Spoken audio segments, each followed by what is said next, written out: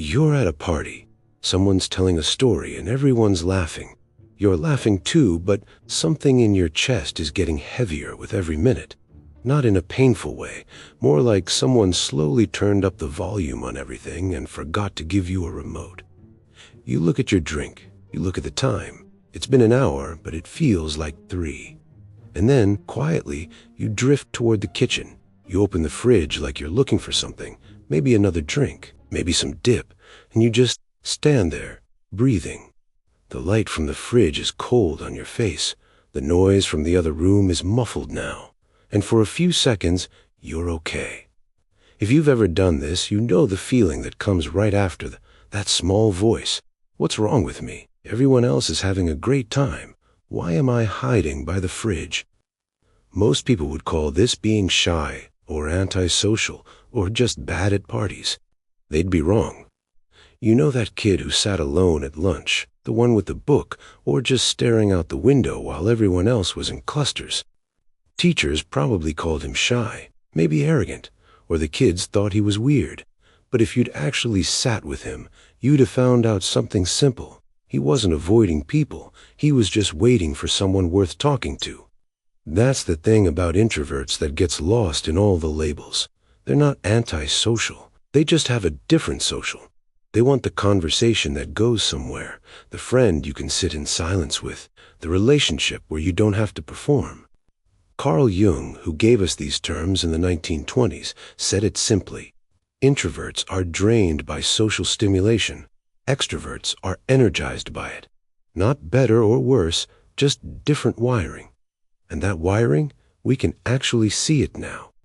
Here's a strange fact about your tongue and about that person next to you at the party whose brain is thriving right now. If you put a drop of lemon juice on it, you'll salivate more than they will. Same lemon, same tongue, different brain. At the party, their brain is collecting rewards like candy. Every laugh, every new face, a hit of dopamine. Yours, it stopped collecting 20 minutes ago. Your dopamine receptors are so sensitive that what feels like a fun evening to them feels like someone's holding a microphone too close to a speaker. Feedback, static, overload. Now every sound lands differently. Every conversation feels like effort. Not because you're broken, because your brain is already running at full volume before the party even started. You're not antisocial, you're just wired to process more. You know that feeling when you finally get home after a long day, maybe you were at work, maybe you were with friends, maybe you just had to be on for hours, and the moment you close the door behind you, something releases. You don't want to talk, you don't want music, you just want to sit there. Maybe stare at a wall, maybe read something that takes you somewhere else. Most people call this needing alone time, and that's true, but what's actually happening is chemical. Your brain is switching fuel systems. It's moving from dopamine, the reward chemical that thrives on external stimulation, to acetylcholine. And acetylcholine does something different. It rewards you for going inward, for thinking deeply, for being quiet. It activates your parasympathetic nervous system, the rest and digest mode. In the late 90s, Deborah Johnson at the University of Iowa put introverts in PET scanners and saw something consistent, more blood flow to the frontal lobes, the parts of the brain involved with remembering, problem-solving, planning. Long, complex pathways lit up while they were just thinking. So when you come home and disappear into your room for half an hour, you're not being antisocial, you're refueling. Your brain is literally saying, okay, dopamine tank is empty. Time to switch to acetylcholine.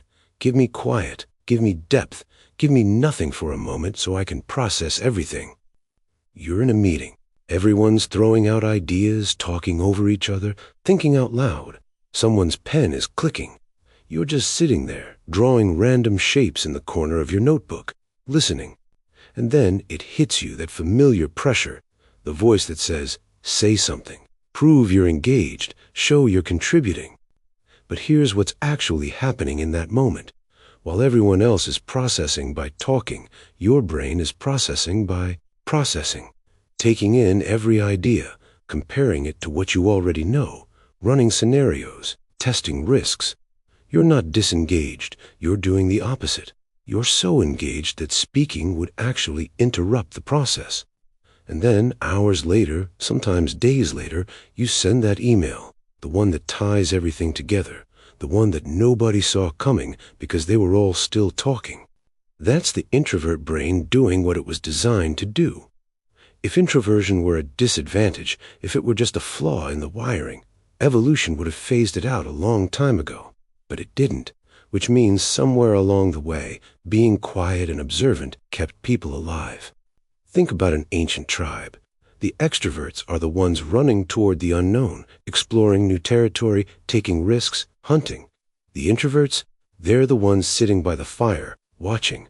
Not because they're lazy, because someone has to notice the small things, the rustle in the bushes that doesn't sound right, the pattern in the weather that feels off, the person in the group who's been acting strange.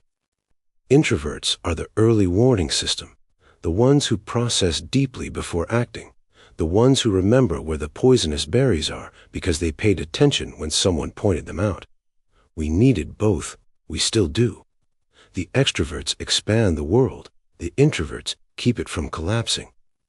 Imagine a room full of proactive people, the kind who come with ideas, who take initiative, who don't need to be told what to do. Now imagine two different leaders walking into that room. The first one walks in with energy. She has ideas. She fills the space. She's excited, and her excitement is contagious at first. But slowly, something shifts. The team stops offering ideas. They start waiting for hers. The room, which was full of initiative an hour ago, is now just following. The second leader walks in quietly. She sits down. She asks a question, then another. She doesn't feel the silence. She lets it hang there long enough for someone else to break it. And someone does, then someone else.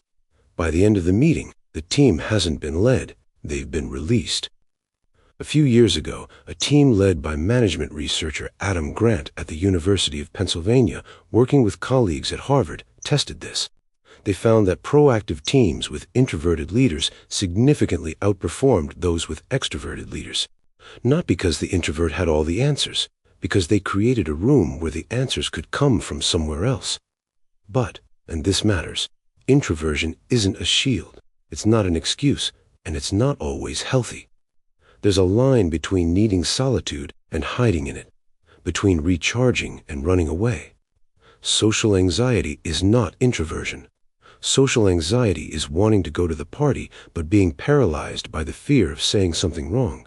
It's the voice that says, "What if they don't like me?" instead of, "I'd just rather be home." And there's something else introverts have to watch for: rumination.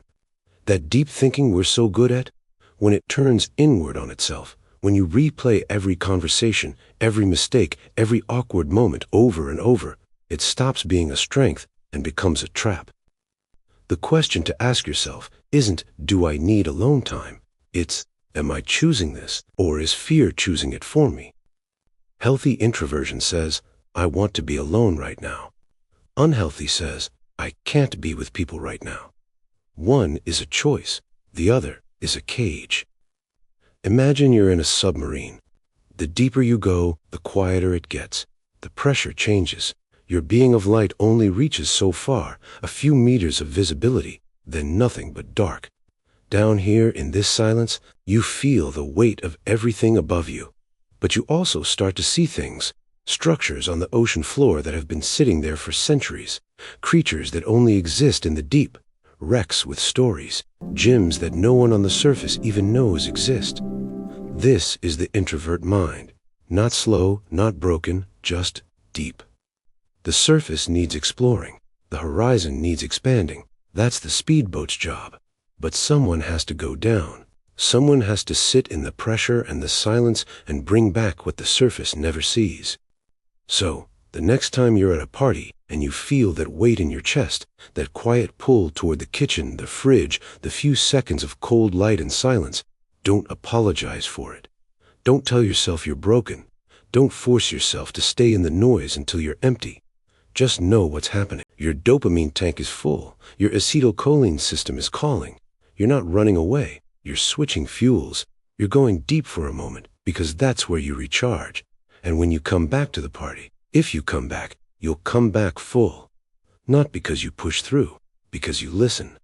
That's not a character flaw. That's engineering. So, today, were you on the surface or were you in the deep? Next week, we're talking about the speedboats, the extroverts, what their world looks like from the inside, and why the horizon doesn't expand without them. See you then.